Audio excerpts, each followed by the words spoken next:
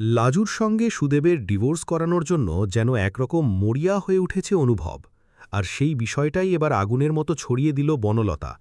অনুভবের বাড়ির সবাইকে সে স্পষ্ট করে জানিয়ে দিল যে অনুভব নিজেই লয়ারের ব্যবস্থা করে লাজু আর সুদেবের বিচ্ছেদ করাতে চাইছে।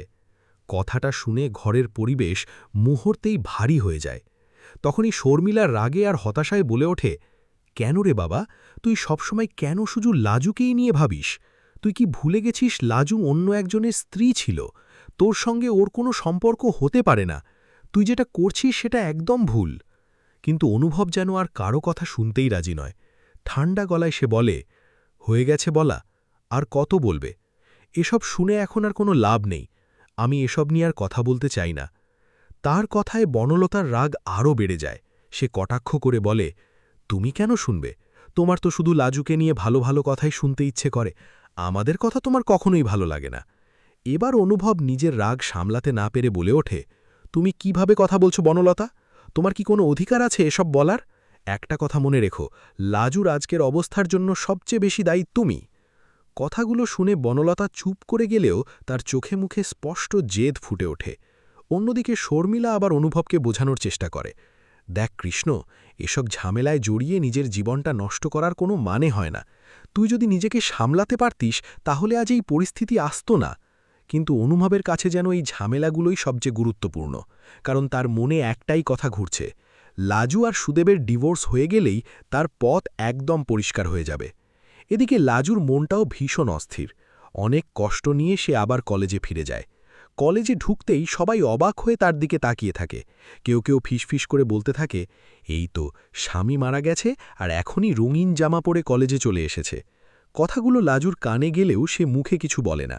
তখন তার কয়েকজন কাছের বন্ধু এগিয়ে এসে জিজ্ঞাসা করে, হ্যাঁ রে লাজবন্তী, তুই ঠিক আছিস তো? তোকে দেখে তো একদম ভালো লাগছে না। লাজু জোর করে হাসার চেষ্টা করে বলে, আমি ঠিক আছি রে। তারপর বন্ধুরা আবার জিজ্ঞাসা করে, ওদিকের সব কাজ মিটেছে?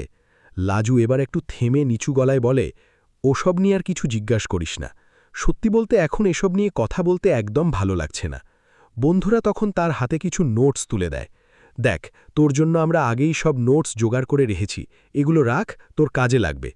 নোটসগুলো হাতে নিয়ে লাজুর চোখ ভিজে ওঠে। সে আবেগ নিয়ে বলে, তোদের কি বলে ধন্যবাদ দেব বুঝতে পারছি না। তোরা না থাকলে এত অল্প সময়ে এসব কিছুই জোগাড় করতে পারতাম না। বন্ধুরা হেসে বলে, পাগলি, তোর মতো বন্ধু পাওয়াটাও তো ভাগ্যের ব্যাপার। তুই সবসময় সবার পাশে থাকিস, এবার আমরা তোর পাশে আছি। ঠিক তখনই লাজুর ফোন বেজে ওঠে। ফোন করেছে অনুভব। ফোন ধরতেই লাজু দ্রুত বলে ওঠে, সেদিন ওইভাবে তোমাকে ফোন করা আমার উচিত হয়নি। আমি ক্ষমা চেয়েছি, আর এমন হবে না। কিন্তু অনুভব থামিয়ে দিয়ে বলে, আমি কি এসব জানতে চেয়েছি? তুমি এখনো বুঝতে পারছ না, সবাইকে একসাথে খুশি করা যায় না। তারপর একটু থেমে আবার বলে, তুমি তো আমাকে লয়ারের খোঁজের জন্য ফোন করেছিলে, তাই না?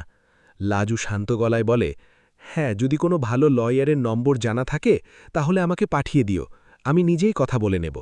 অনুভব সঙ্গে সঙ্গে বলে, তুমি কি পারবে আর কি পারবে না সেটা আমি খুব ভালো করেই জানি। আমি লয়ারের ব্যবস্থা করছি। লাজু আবার বলে, যদি না পারো তাহলে আগে থেকেই জানিয়ে দিও, আমি কলেজের বন্ধুদের দিয়ে ব্যবস্থা করে নেব। এবার অনুভব একটু গম্ভীর হয়ে যায়। প্লিজ লাজু, এই ব্যাপারটা কাউকে বলো না। আজকাল মানুষ অন্যের কষ্ট নিয়ে মজা পায়। তোমার ডিভোর্সের ব্যাপারটা সবাই জানুক সেটা আমি চাই না। এদিকে বনলতা ধীরে ধীরে বুঝতে পারে অনুভবের মন পুরোপুরি লাজুর দিকে ঝুঁকে পড়েছে, আর সেটাই তাকে ভেতর থেকে পুড়িয়ে দিচ্ছে। শ্রী একসময় চিন্তিত গলায় বলে, দিদিভাই, আমার ছেলেটা তো এমন ছিল না, কি করে এত বদলে গেল? শর্মিলা দীর্ঘশ্বাস ফেলে বলে, কৃষ্ণ এখন আর ছোট নেই, ও নিজের মতো সিদ্ধান্ত নিচ্ছে। কিন্তু এসব দেখতে সত্যি খুব কষ্ট হচ্ছে। ওদের কথা শুনে বনলতা মনে মনে প্রতিজ্ঞা করে, আজ অনুভব আমাকে যে কষ্ট দিচ্ছে, একদিন ঠিক একইভাবে ওকেও কাঁদতে হবে। এরপর বনলতা ছুটে যায় নিজের মায়ের কাছে। গিয়ে কান্না ভেজা গলায় বলে, মা, আমি কিছু বুঝতে পারছি না, কি করব? তার মা বিরক্ত হয়ে বলে, আমি তোকে আগেই বলেছিলাম এসব খেলায় না জড়াতে, কিন্তু তুই আমার একটা কথাও শুনলি না। এখন দেখ সবকিছু কেমন উল্টে গেছে। অনুভব আর কোনোদিন তোর দিকে ফিরেও তাকাবে না। তারপর আরও বলে, আর এই সুদেবকে দিয়ে কিছু হবে বলে আমার মনে হয় না, ছেলেটা একেবারে বোকা। এদিকে সুদেবের বাড়িতেও ঝড় বইছে। সুদেবের বাবা হারান বাড়ি ফিরেই ছেলেকে অপমান করতে শুরু করে। খুব তো বলেছিলি তোর বউ ডাক্তার হয়ে ফিরবে, বড় মানুষ হবে, কি হলো? কিছুই তো হলো না, উল্টে কত টাকা নষ্ট হলো। সুদেব চুপচাপ সব শুনছিল। তারপর হঠাৎ বলে ওঠে, আমি আর দোকানে যাব না। হারান রেগে আগুন হয়ে যায়। দোকানে যাবি না মানে? তাহলে খেয়ে বাঁচবি কিভাবে? সুদেব মাথা নিচু করে বলে, দোকানে গেলেই সবাই আমাকে নিয়ে হাসি হাসি করে, আমি আর পারছি না। হারান রেগে মারতে পর্যন্ত যায়, কিন্তু তবুও সুদেব সিদ্ধান্ত নিয়ে ফেলেছে, সে আর দোকানে যাবে না। অন্যদিকে লাজু ঠিক করে যত তাড়াতাড়ি সম্ভব ডিভোর্সটা শেষ করবে। এই খবর শুনে অনুভবের মন ভেতর ভেতর আনন্দে ভরে ওঠে। একদিন দেখা হতেই অনুভব জিজ্ঞাসা করে, লাজু, তুমি কি কিছু ভাবছ? লাজু একটু অস্বস্তি নিয়ে বলে, তুমি যখন তখন আমার সঙ্গে দেখা করতে চলে আসো। আমার মনে হয় বনলতা দিদির এটা ভালো লাগে না। তুমি আর আমার সঙ্গে যোগাযোগ রেখো না। অনুভব চুপ করে তার দিকে তাকিয়ে থাকে। লাজু আবার বলে, এই সম্পর্কটা কেউই মেনে নেবে না। তখন অনুভব শান্ত গলায় বলে, ঠিক আছে, তুমি যদি চাও আমি দূরে থাকব। কিন্তু লাজু সঙ্গে সঙ্গে বলে ওঠে, আমি সেটা বলতে চাইনি। এদিকে বনলতা বারবার ফোন করছিল সুদেবকে, কিন্তু সুদেব আর ফোন ধরতেই চাইছিল না। সে বিরক্ত হয়ে বলে, আমাকে ফাঁসিয়ে এখন আবার ফোন করছে, আমি আর কারও ফোন ধরব না। বনলতা রাগে ফুঁসতে থাকে, এই ছেলেটাকে দিয়ে কোনো কাজই হয় না, মনে মনে বলে সে। তারপর আবার নতুন কোনো প্ল্যান করার কথা ভাবতে থাকে। এর মাঝেই লাজু পৌঁছে যায় এক লয়ারের কাছে। পুরো ঘটনাটা খুলে বলার পর লয়ার শান্তভাবে বলে, আপনার কেস খুব স্ট্রং, খুব সহজেই ডিভোর্স পেয়ে যাবেন। তবে আপনার স্বামীর সমস্যা হতে পারে, কারণ উনি আপনার গায়ে হাত তুলেছেন, চাইলে শাস্তিও হতে পারে। কিন্তু লাজু মাথা নেড়ে শুধু একটাই কথা বলে, আমি শুধু ডিভোর্স চাই, শাস্তির দিকে যেতে চাই না।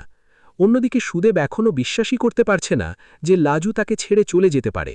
নিজের মনে সে বারবার বলে, লাজু আমাকে ডিভোর্স দিতে পারে না, আমি ওকে সত্যিই ভালোবাসি। কিন্তু এবার লাজু নিজের সিদ্ধান্তে অটল। সে আর কোনোভাবেই সুদেবের সঙ্গে সংসার করবে না। যেভাবেই হোক এই সম্পর্ক থেকে মুক্তি নিয়েই সে নতুন করে বাঁচতে চায়। লয়ারের অফিস থেকে বেরিয়ে আসার পর লাজুর মনটা আরও ভারী হয়ে যায়। বাইরে তখন বিকেলের হালকা আলো, কিন্তু তার জীবনের ভেতরে যেন অন্ধকার আরও ঘন হয়ে উঠছে।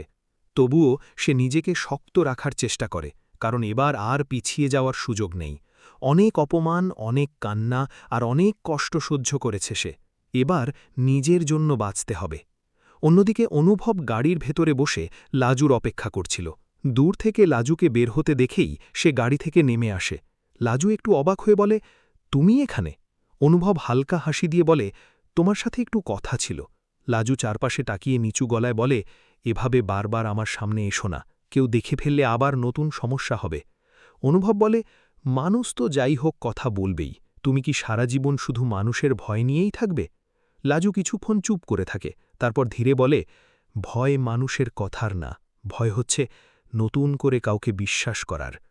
অনুভব এবার আর কিছু বলতে পারে না, কারণ সে বুঝতে পারে লাজুর কষ্টটা কত গভীর। এদিকে বনলতা নিজের ঘরে বসে একের পর এক ফোন করছিল, কিন্তু অনুভব ফোনই ধরছে না। রাগে তার মাথা গরম হয়ে যায়। সে মনে মনে ভাবে, অনুভবকে যদি এখনই আটকে না রাখা যায় তাহলে সব কিছু হাতের বাইরে চলে যাবে।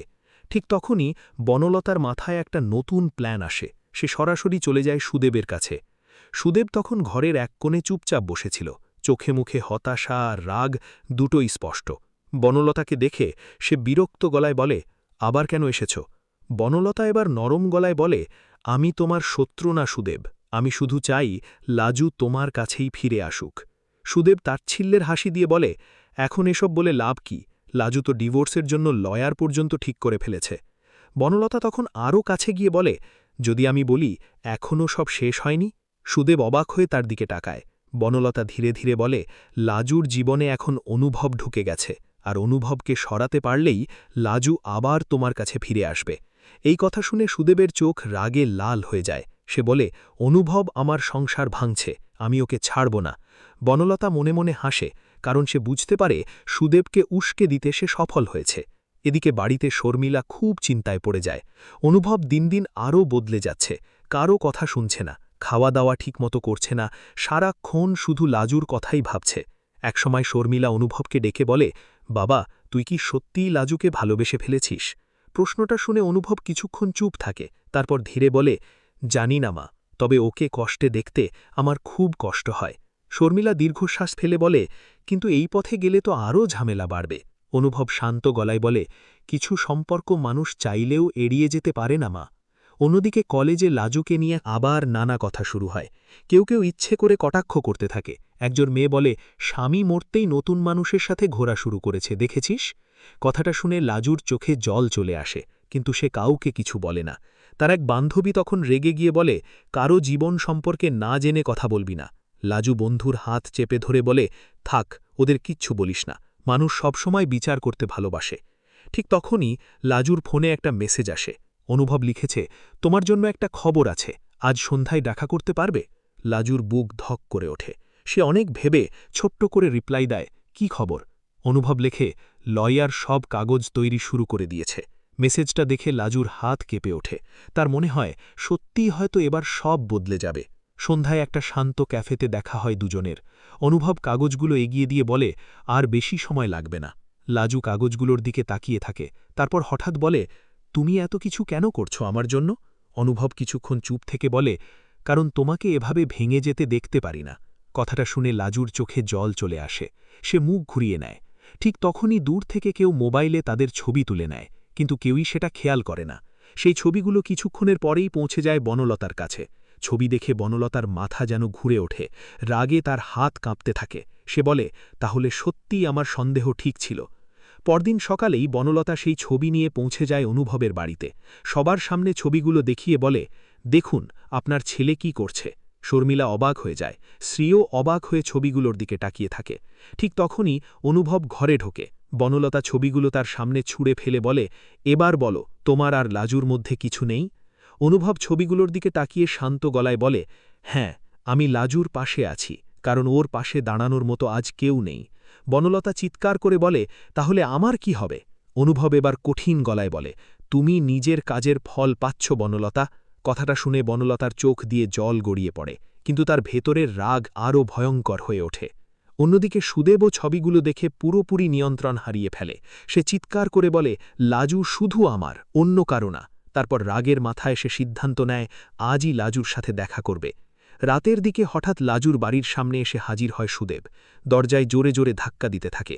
লাজু ভয় পেয়ে যায়। বাইরে বের হতেই সুদেব তার হাত চেপে ধরে বলে, তুমি আমাকে ডিভোর্স দিতে পারো না। লাজু কাঁপা গলায় বলে, হাত ছাড়ো সুদেব। সুদেব রাগে বলে, তুমি কি সত্যি অনুভবকে ভালোবাসো? ঠিক সেই মুহূর্তে পিছন থেকে অনুভব এসে সুদেবের হাত সরিয়ে দিয়ে বলে, লাজুর গায়ে হাত দেওয়ার সাহস কিভাবে হলো তোমার? দুজনের মধ্যে তুমুল ঝগড়া শুরু হয়ে যায়। আশেপাশের মানুষ জড়ো হয়ে পড়ে। লাজু কান্না করতে করতে চিৎকার করে বলে, থামো তোমরা, থামো। কিন্তু কেউ কারো কথা শুনছে না। ঠিক সেই মুহূর্তে পুলিশ এসে পৌঁছে যায়, আর পরিস্থিতি আরও ভয়ঙ্কর মোড় নেয়।